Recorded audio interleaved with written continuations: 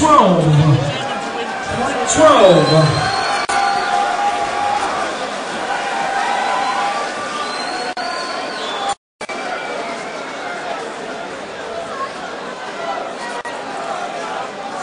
Let's introduce our fighters into the octagon.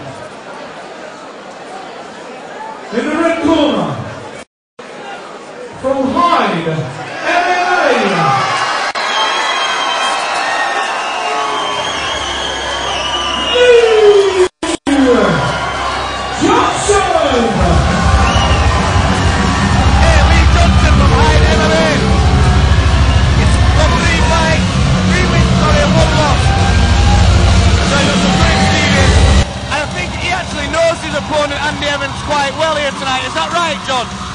Yeah, I don't know a lot about Andy Evans, I don't know a lot about Lee Johnson. What I do know is that these two gyms hate each other. Hyde MMA used to be one gym, and it was a bit of a fallout, and some people split away, they formed Samurai Jiu-Jitsu, which Andy Evans represents. From what I hear, the two teams can't even be in the same room as each other, the coaches can't stand each other. It's a real, deep, proper heartfelt rivalry there. I'm expecting this fight to display that. I can't see either of these guys asking for quarter. There'll be no quarter given. They're both out there representing their teams. The coaches will never forgive them. Something like Karate Kid, Cobra Kai Jiu-Jitsu versus Daniel LaRusso. They were never forgiven for losing. No mercy. His opponent tonight, he fights in the blue corner. Fighting out of Samurai Jiu-Jitsu, Andy!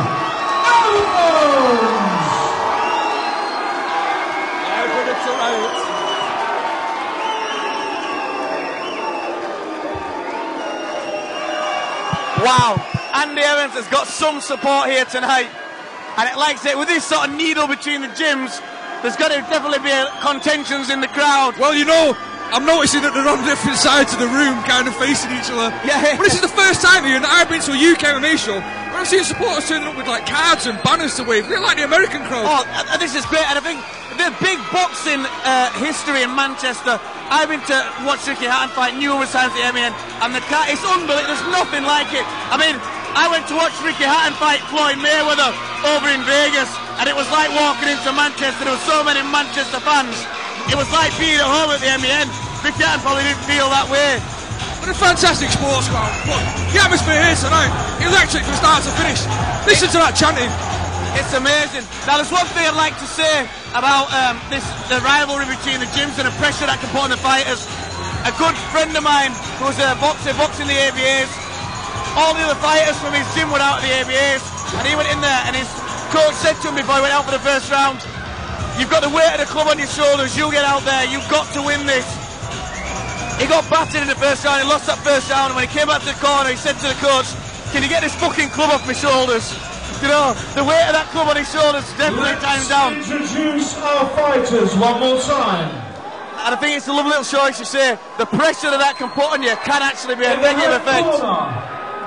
Fighting out of Hyde, MMA, Lee Johnson.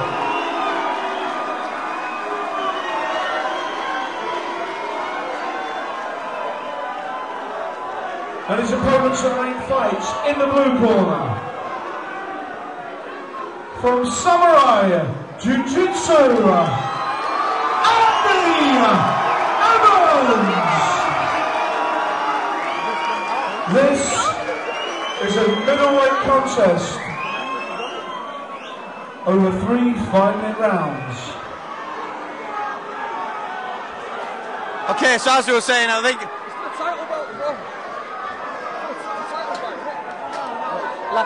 last two are titled. Oh, is it all nice? Just those two, yeah. It is. Oh, is it? Ladies and gentlemen, this is a middleweight UCC title fight. So there's a lot on the line here, Ian. Reputation of the two gyms, there's a title on the line. Lee Johnson coming out some nice strikes there. So a great combination of punches and a knee to the head.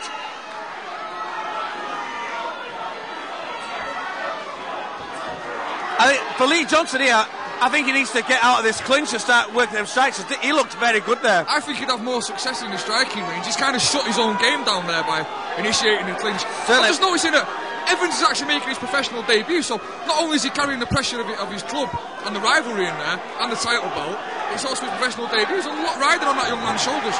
Certainly. And there, he went for a throw and he's landed in a very bad position. Now, he's looking here to try and secure a submission, but here, Lee Johnson looking good, looking very, very good. He's got the mount position, he had decent control there. They were both moving around a lot, but he was keeping nice control. Now, interesting how Evans has managed to get his legs very, very flexible. Torso. Very flexible.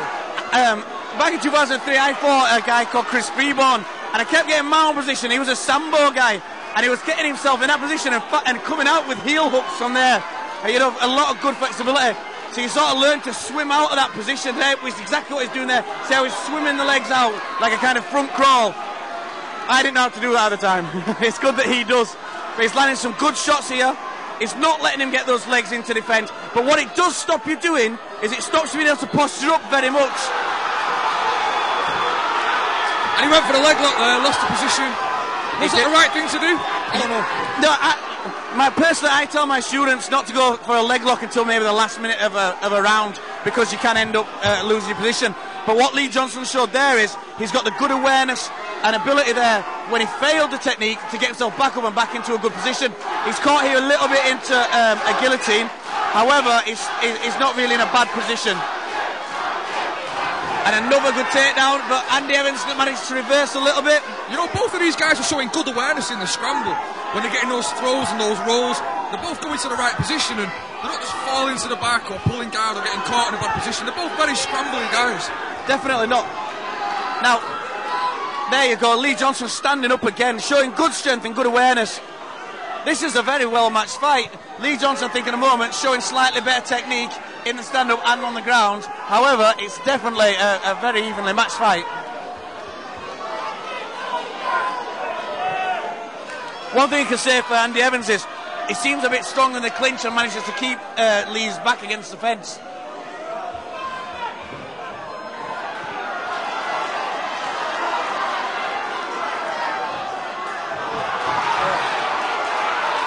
And there, he sort of bowls him over, but Lee Johnson reverses it again and gets top position yet again. See, there's that scramble again.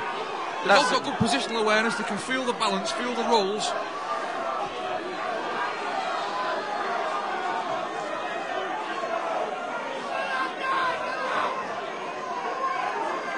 So here, in this sort of position, when the person on the bottom has good head control, it's very difficult for the person on top to do very much with it.